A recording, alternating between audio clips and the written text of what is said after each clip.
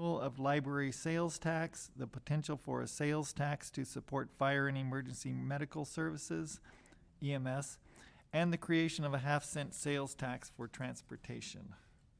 So, this item was sent to the General Government Standing Committee from the board because there was a lot of discussion about different requests for money. And so in order to kind of figure out what the priorities would be for different tax measures, that's how it came to the Standing Committee.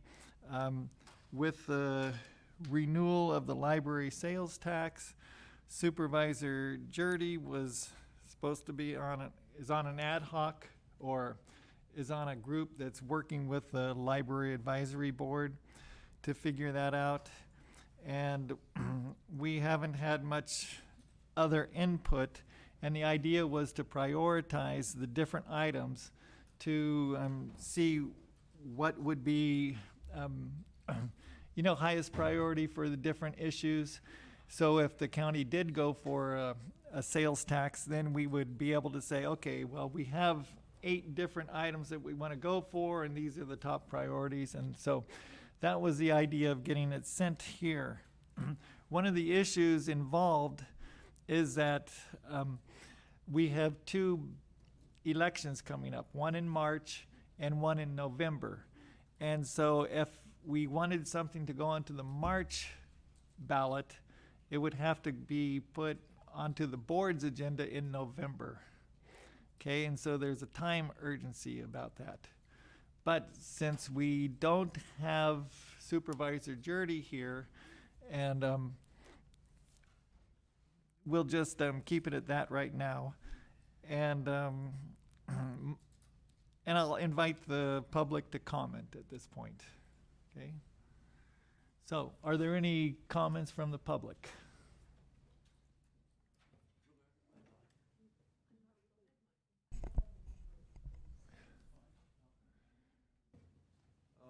All right. My name is Michael Schaefer. I live in Compshe. I've got a lot more than 3 minutes worth of things to say, if that's okay. I know these are more informal than the board sessions. Well, let's start it off and see what you have to say in 3 minutes. Okay. Well, then I'll start off. I'm representing 2 different potential measures or 2 different organizations. And so I'll speak first on behalf of the Mendocino County Association of Fire Districts. And at the behest of Supervisors McCowan and Williams, there was discussion about putting an EMS tax on the ballot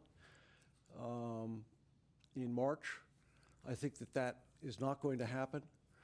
The reasons are that the stakeholders really need to get together, and those stakeholders include the various city governments. EMS is a county responsibility, and the failure of the EOA to take any effect means the problem we've been dealing with for over 20 years in terms of having a reliable EMS response along the 101 corridor and throughout the rest of the county has not been met.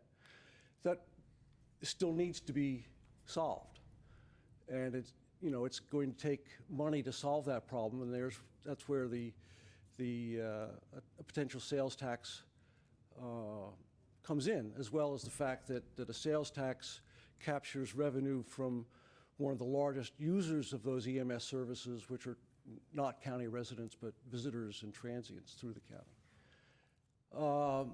All that being said, one of the issues that came up in relation to a potential tax on the March ballot for that is the fact that there is a statewide, or there's a state law that puts a ceiling on sales tax, local sales taxes. Many jurisdictions, counties, cities have requested a waiver from that stipulation. And it would seem to me prudent for the county of Mendocino, given the fact that one of the main objections that, for example, the city of Ukiah had on the potential for an EMS tax was that would inhibit their future ability to go to their voters for something that was restricted to the city of Ukiah. So it seemed to me that one of the things that would be helpful is for the county to start talking with the various cities about applying for a waiver and for getting that through the works. And I think that to segue into my second part of my... Michael, Yeah. sorry, you're totally on target, but your time's up. Why don't we go around and see who else wants to speak, and then we'll call you back for a second round. Okay, that's Okay. fine. Anyone else want to speak on this issue? Okay, Michael? All right. To segue or to bridge into my second hat that I'm wearing, which is as the District 5 representative on the Library Advisory Board. The three items that were mentioned in the agenda item today, roads, the library, EMS, are all areas of important county responsibility. And we know that we're not going to get anything done without raising more funds. We don't have a pot of funds that we can, stop spending the money there and take it and do it somewhere else. So what we need to do is create new revenue sources. The library situation is, and we presented this to your board. We adopted a strategic plan, I guess it's, over a year ago now, that calls for a renewal of the 1/8 cent library tax, as well as instead of term limiting it, having it be in perpetuity, and expanding it from 1/8 cent to 1/4 cent. And this additional 1/8 cent is to make up for the fact that the county has no building funds, has no ability to construct new libraries, has no ability it has to be self-sustaining and self-funded. So the idea of adding an extra 1/8 cent to the existing 1/8 cent is to allow the library system to create, a fund that can finance the improvements that we need. They're obvious. The Ukiah Library needs a total replacement.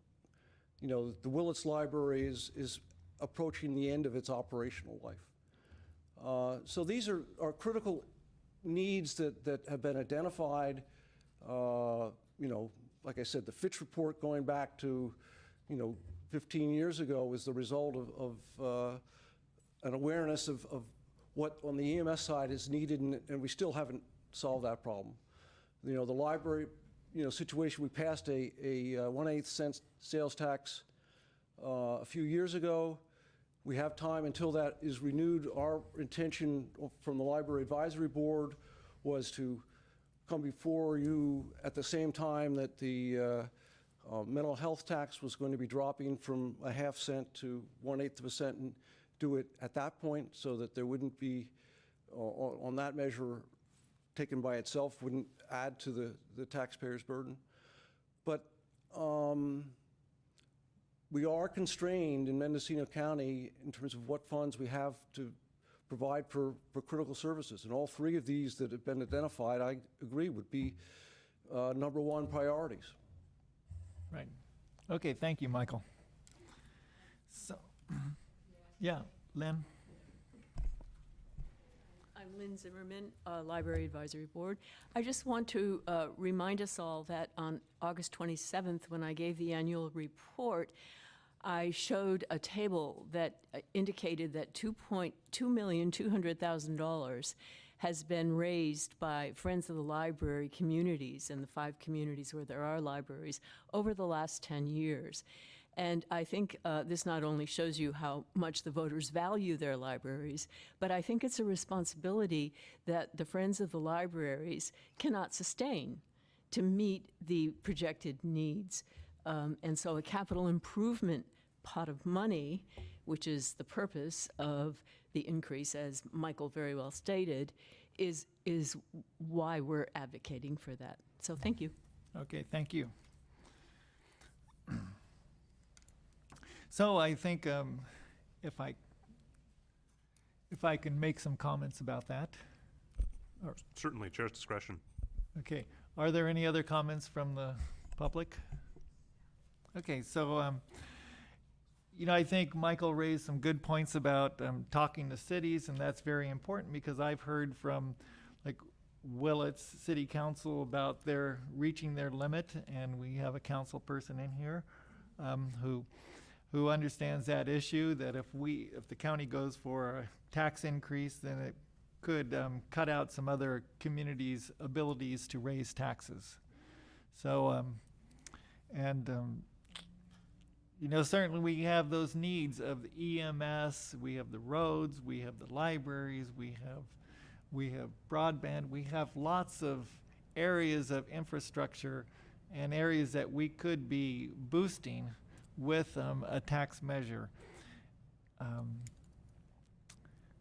So I guess my direction, if I'm ready to give direction, okay, my direction to staff would be to bring this issue back to the Board of Supervisors at this point, not to make a decision, because I still think that it's necessary that this standing committee, when it's in full attendance, is a place to kind of look at the whole priorities of what the county wants to do with any kind of tax increase.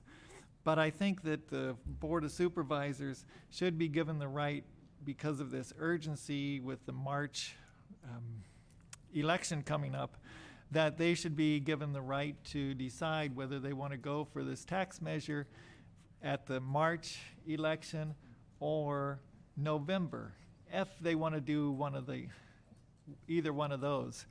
And so I'm not saying that there's any prioritization right now of these issues, but I just want to send it back to the board so that they can decide whether they want to pursue the March. Because if they want to pursue the March election, then it's critical that we get it on the ballot in November.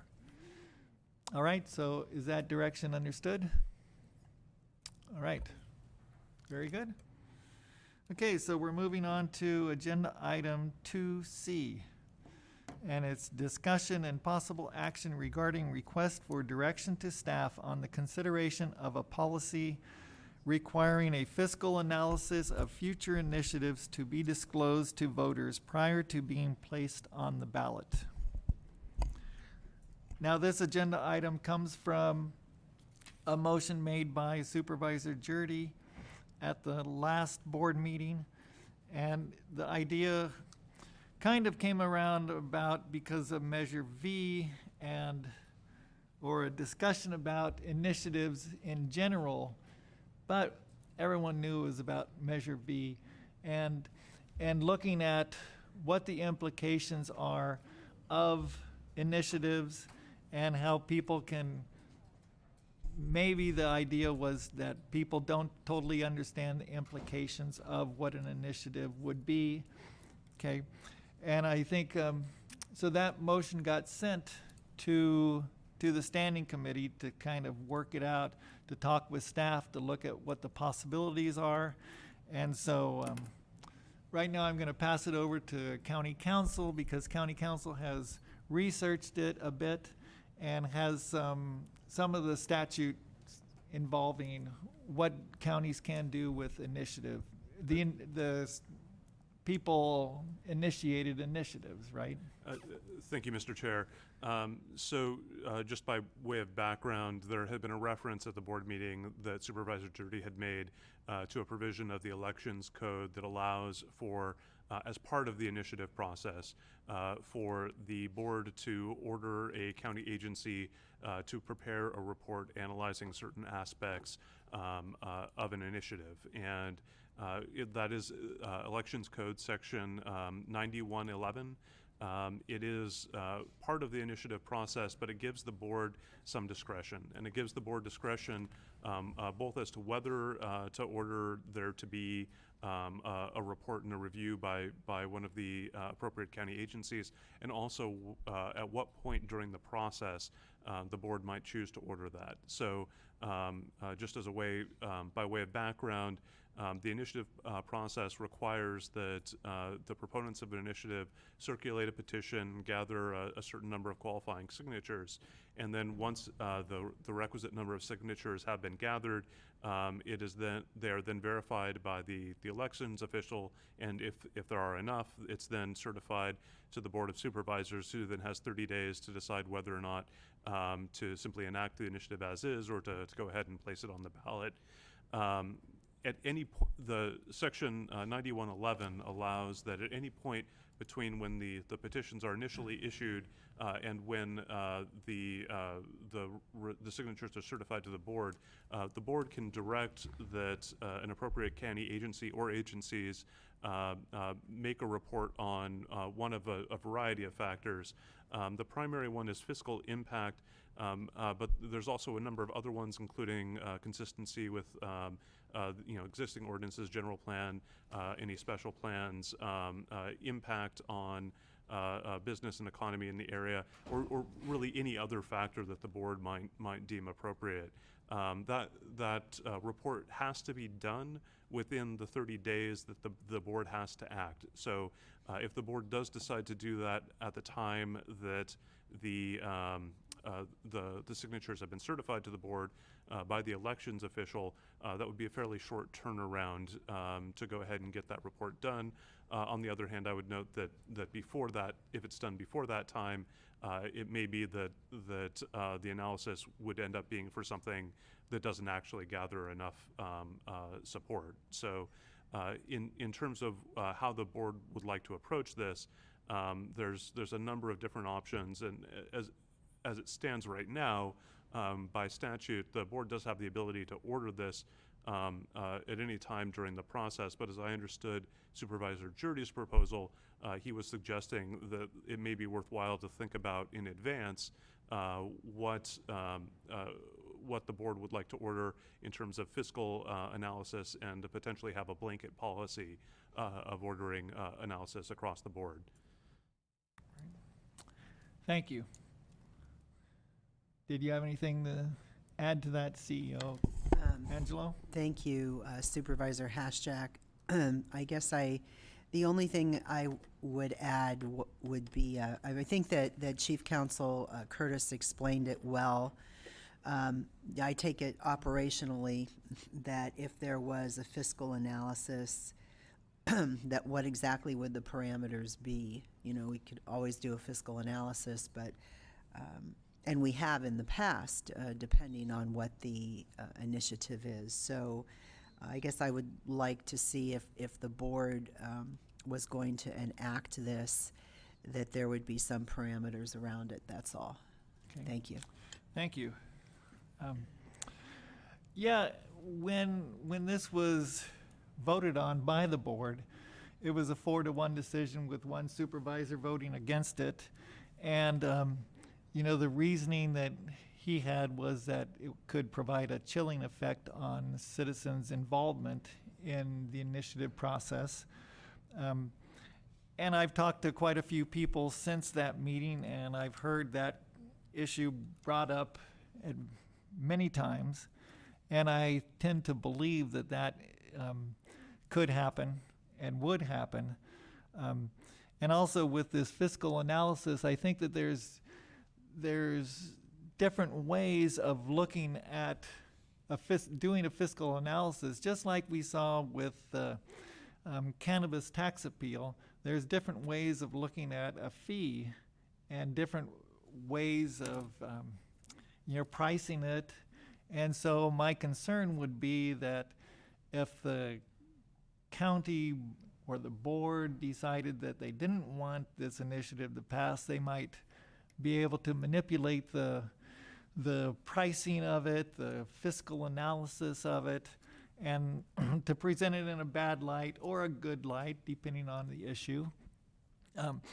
I was just talking about with some people about the in-kind issue that's also brought up with some initiatives that have been passed and what the county's doing, and would that be included or not? And so, I think that the further we get away from these initiatives that are brought by the citizenry, and they bring them for a reason because they don't feel like their views are being heard by the board. And so I think the further we get away from the intent of that initiative, then I think we're placing more barriers on people and the involvement of citizens in our public process. And I think that also the 30-day limit, for coming up with this fiscal analysis would put a burden on the county. And so those are some of my thoughts on this issue. We have one card so far. So Madge Strong.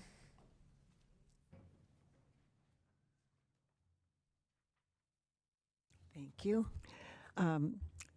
So I actually worked as a consultant for about 30 years doing fiscal analyses and also economic analyses of land use policies. And I worked also part of that time in government and also often on contract with different governments to look at what fiscal impacts would be involved in certain policies. And I can attest to the fact that you can definitely put your thumb on the scale in either direction you want. You can make certain assumptions, and so you can really be biased in your fiscal analysis. So I think that it isn't fair to the public to have a policy question that the public wants to have a vote on get manipulated necessarily by the government, because that, what you pointed out, they're already frustrated that this hasn't, they haven't been able to do it through the governmental process. So I think you're quite right. It would have a chilling effect. I also think it's really, it's a policy question.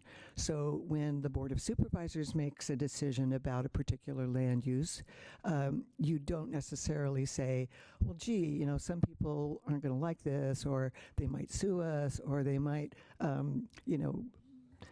it might cost us something to send our enforcement people out and so forth. You just decide that that's a good policy, that it's to protect the public, and therefore that's part of your governmental duties, is to carry that out.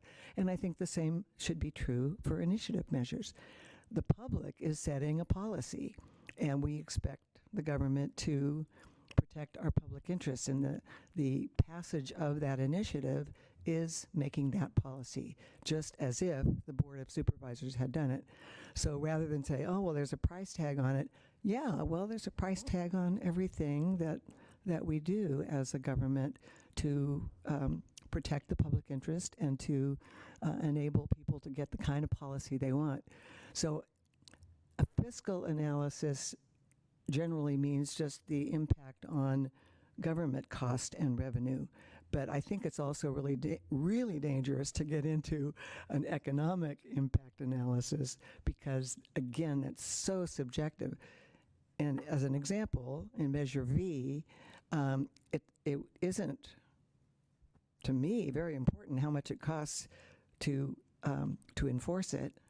What would be really horrible is not to enforce it, because the economic impact of a wildfire, because of a bunch of dead standing trees, way outweighs the cost of enforcing that publicly enacted initiative measure.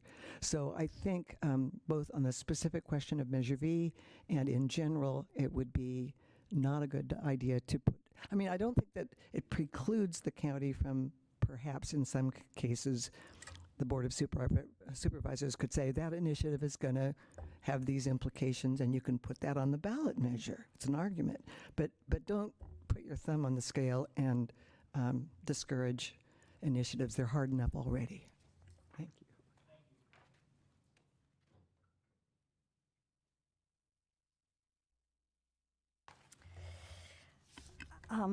My name's Ellen Drell, and I thank you, Supervisor Haschek, for your comments. I agree entirely that this potential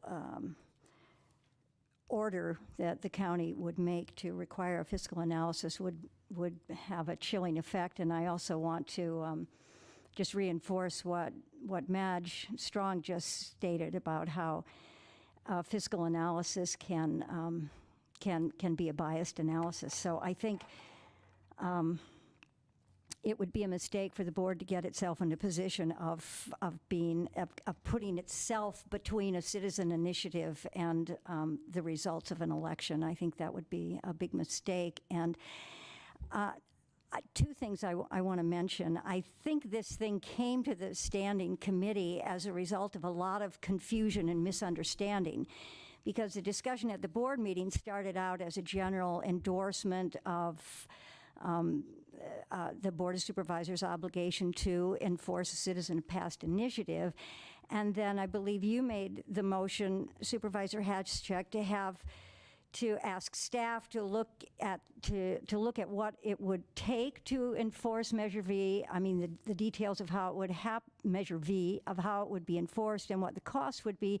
And then that kind of got turned on its head and morphed into all future initiatives requiring a fiscal analysis, and I don't think the board was really prepared for that, and the vote took place, and I think there was a lot of reconsideration afterwards, as you described, and I really appreciate the fact that you are willing to admit that on second thought it didn't seem like a good idea. Another big hole in this issue is what county entity or what county office is in a position to even present a biased fiscal analysis. At the state, when they do a fiscal analysis of a statewide initiative, there is the Office of Legislative Analyst, and there's a firewall between that office and the legislators and that office and the public. So presumably their analysis is neutral. But I don't know of any entity at the county that could serve that function, and it would be an additional cost on the county, which I think is probably what you're trying to avoid in the first place. So I really support your position, Supervisor Hatchcheck, that this idea is maybe best filed in the round file, certainly at this point. I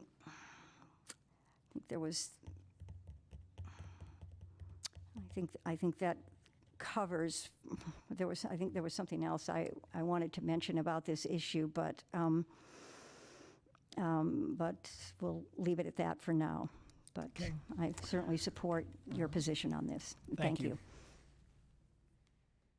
Anyone else from the public? All right.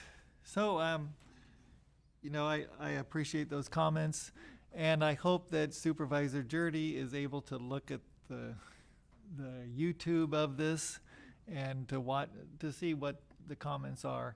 I think with due respect to Supervisor Jurdy, since he brought this motion forward, that I think that we should table any kind of decision on this to when he is able to come back to this standing committee, and we can discuss it where he has a chance to present his point of view. And if there's more public, that you can present your point of view again, or other comments. But I will tell him that he should look at the video and make sure that these comments were captured appropriately.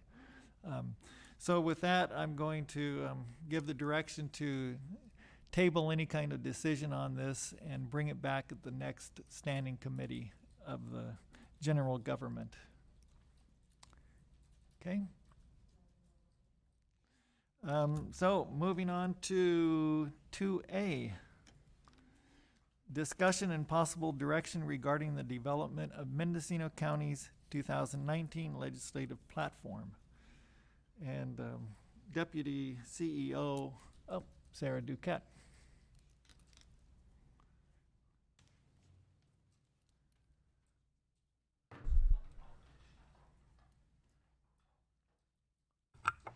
Sarah Duquette, Executive Office. In your packet, Supervisor, you'll see a draft version of the Mendocino County platform. We had some feedback at the September meeting by you and Supervisor Jurdy on some items you'd like to see included in the platform. I also sent out the memo on your behalf requesting departments to submit additional items.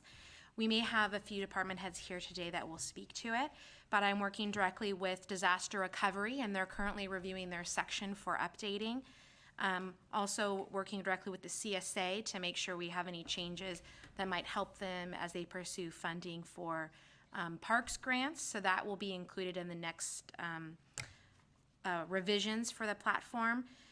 Also working with Health and Human Services Agency. I believe their advisory committee may have some recommendations for our platform. So those would come to us in November. Also for the Water Agency, I'm working directly with Supervisor Brown to make sure that we adequately update the section regarding the Potter Valley project and the many changes that have come down the line over the past year. So we're going to improve that section. And so those items will come back for kind of the final version before it goes to board adoption for you to look at. With that, I'll just go through a few of the changes we've put in, and then we can open it up to any of the department heads that are here today.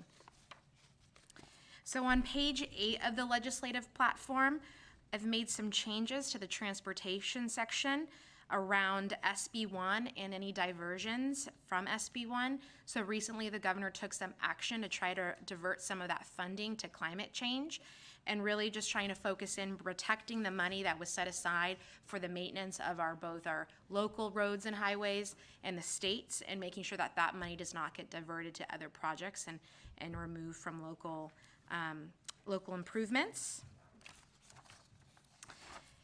The other change is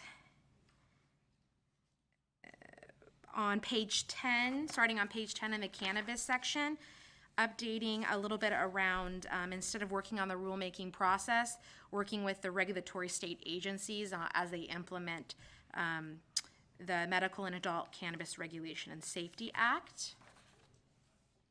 On page 11, we, per your direction, we added in a statement regarding development of a state bank that could provide banking opportunities for the cannabis industry. I've also removed one item around the cottage outdoor cultivation license type because that was resolved and signed into law, so we can remove that. On page 12, disaster recovery, we do have some language on the second access routes currently already in here, but once we finish the update from disaster recovery, we'll make sure if we need to do any wordsmithing around more language around second access routes.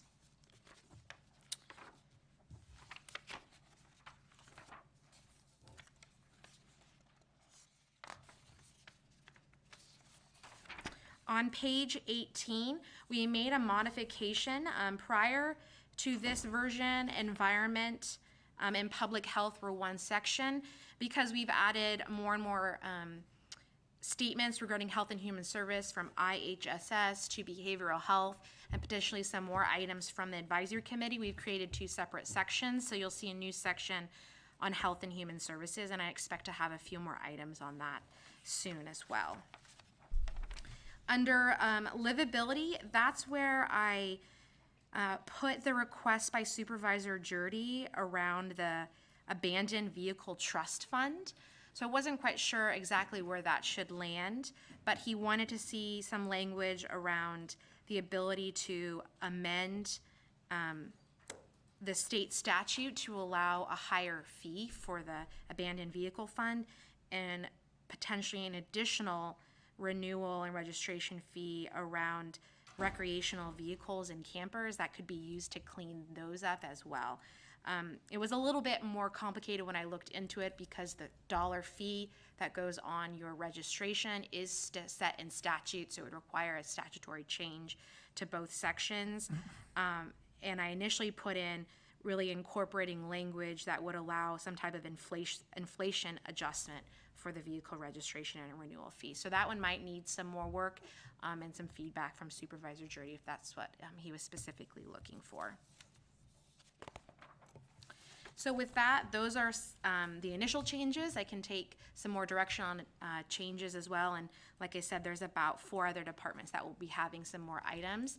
The date to submit any changes or requests to the legislative platform for our department heads is November 12th. That way we have sufficient time to bring this back to you for your meeting in December, and then it would go to the board for adoption in January. Okay, one thing I've been hearing quite a bit about is this with the cannabis industry and the co-ops and the limitation of 4 acres of cultivation site for a co-op, and that needs statutory change. Is that in our platform I'm double checking. I think to it increase is. that limit?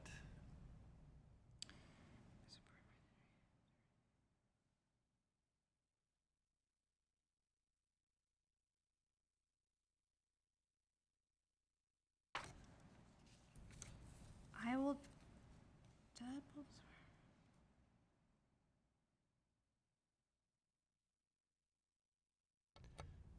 Mr. Chair, if I may. Yeah. Yes. On page 11, there is a bullet Yep. for, there's a bullet that refers to advocate for the removal of the 4-acre cap on cannabis cooperative associations. Is that the item Right. you're referring to? Right, okay. And Very I'm good. unaware. And Sorry, I I'm don't have it with me right now. And I'm unaware if there's any other specific changes around cooperatives that they may need besides the 4-acre. Not that I know of at Not this that- point. Okay, thank you. Okay, so, the Director of, Public Defender, Mr. Aaron's. Good afternoon, Supervisor Haschek, County Council, and CEO Carmel Angelo. I am delighted to have an opportunity to work on getting additional funding for the many unfunded mandates which we have in the court system, including for mental health diversion, for resentencing of persons who are aiders and abettors of felony murder, for Proposition 64, and of course for the end of money bail, excuse me, pursuant to Senate Bill 10. I've talked to public defenders in other counties about what their plans are to help pay for these mandates, and I've talked to the court CEO, Kim Turner, who is working statewide with the Department of Justice and the Judicial Council regarding Proposition 64. I'm delighted to work with Ms. Duquette on finding out anything I can do to help get more money for the county on those or other mandated areas. Thank you. All right, thank you, and I appreciate our conversation the other week about these issues, and I think that you've got a good vision for the Public Defender's Office, and so I guess so thank you for those comments. Any other public comments? Okay, so if I could provide direction to the staff, if Ms. Duquette could please work with the Public Defender's Office to realize those issues and incorporate those into the ledge platform, that would be great. Okay. All right. So moving on to, any other public comments on that? Okay, moving on to agenda item 3A, public expression. Any members of the audience to comment on items of interest? Okay, let's see, announcements, item 3B. See, Ms. Angelo, did you have any comments about the PSPS or Oh, anything that you might want to share? Oh, certainly, Supervisor Haschak. We've been in communication since yesterday with PG&E, and we have been on phone calls with them 3 times a day, starting today, 7:30, 12:30, and 5:30.